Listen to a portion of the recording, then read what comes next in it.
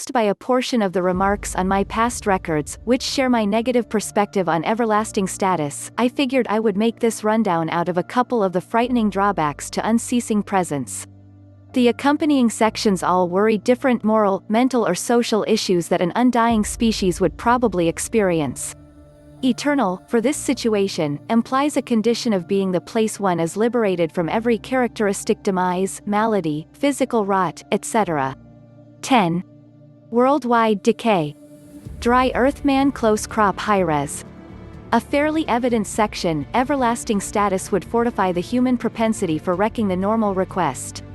Demise is a fundamental segment of any sound environment. Without it, we run the intense danger of overpopulation. This in itself prompts worldwide rot, as we put colossal strains on the Earth to take into account our ever-extending needs. A remarkable arrangement may be to move ourselves to different planets, yet similarly as with all things, they also would in the long run experience the torment of the human disease. 9. Relative time reduction. Ever seen how time appears to pass all the more rapidly as you age? It's a very much reported and clarified wonder, starting from the way that the more seasoned you are, the littler extent of your life a timeframe is seen to be.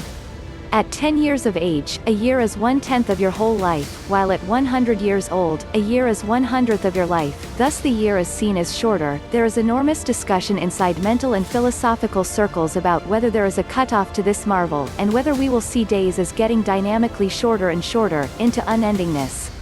In any case, the symptom of this wonder is that recollections will in the long run blur into one tangled chaos, and you'll be not able to recognize non-outstanding recollections made 10,000 years prior from those shaped 9,000 years back. 8. Mental decay. Lonely. Natural developments are not intended to keep going forever, particularly when there's something as perplexing as the mind. In spite of the fact that we could hypothetically battle to forestall ailments, for example, Alzheimer, even the fittest personalities will start to give indications of glitch after thousands, if not hundreds, of years. What's more, given the perpetual idea of cerebrum harm, we can hope to encounter a moderate decay into pseudo-crazy states as the mind consumes. With the human limit with respect to reason, feeling, memory and restraint gradually disintegrating after some time, we may become detainees inside our own minds. Some have contended that we could just supplant our cerebrums with a predominant manufactured model, despite the fact that the chance of this is wildly bantered inside way of thinking and science. All things considered, would we despite everything be a similar individual? How might we be able to ever possibly move personhood to another construct? 7. Extreme social divides. Urbanization. Nothing is more genuine in an undying society than the expression that the rich get more extravagant and the poor get less fortunate. Any general public which constructs itself upon an arrangement of rule with class partitions will in the end start to encounter extreme social fractures as time draws on, with riches tending to pool at the highest point of the framework. The main arrangement is to drive upon development a boorish society, yet whether this is a value worth paying for everlasting status is probably going to be exceptionally far from being obviously true. Numerous thinkers accept that everlasting creatures will inevitably return to disorder, their early-stage traveling state, to accomplish genuine balance. If not, we can expect an unending and riotous pattern of upset and substitution where each class drastically reevaluates itself to satisfy its wants, that is, obviously, if the world doesn't simply dive into a never-ending common war between classes. 6. No value. Discouraged. Innately lethargic creatures, information on quick moving toward death frequently incites people into satisfying their fantasies. Occasions to wonderful areas, outings to see unbelievable workmanship and cooperation in extraordinary occasions holds outrageous worth, since we realize we probably won't get one more opportunity. Yet, when forever is accessible to us, alongside the chance of encountering all that life brings to the table, numerous encounters will appear to lose their worth. What is the purpose of acing technical studies, learning expressions of the human experience, and taking part in humanities, in the event that you and every other person has forever to do as such? As purposeless mythical beings, people may just wind up taking part in extraordinary types of indulgence, as they urgently endeavor to give their reality some type of meaning. 5. Tedium. Life for eternal creatures would gradually build up a dreary calendar based around requirements, propensities and duties. All day every day, interminable creatures could anticipate the equivalent repetitive exercises, forever. Indeed, even occasions, and even hallucinogenic outings, will in the end become an insignificant piece of the worn-out old calendar. Profundities of feeling, as well, would in the end become shallow after some time, prompting heartless lack of concern and serious, or much more terrible, non-exceptional, harshness. Getting away to different planets could give some relief, yet should this become a typical practice, it also would only turn out to be one more tedious propensity that happens occasionally.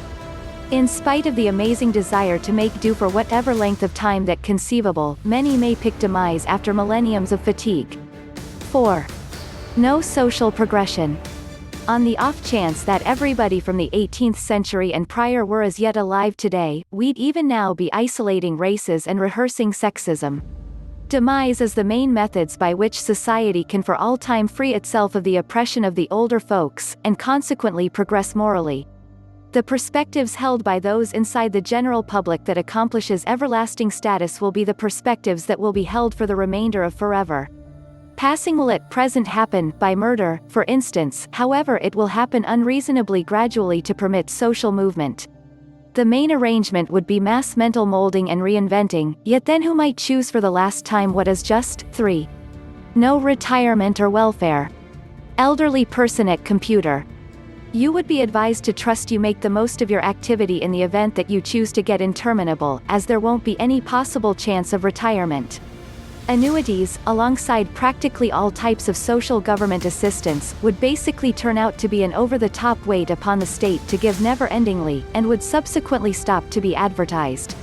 The absence of retirement and demise will likewise prompt serious stagnation inside practically all businesses, as people burn through a huge number of years in a similar activity, without any possibilities of advancement as individuals higher up the chain aren't moving on. Although an overwhelming future for a large number of us, it could be settled with transitory benefits.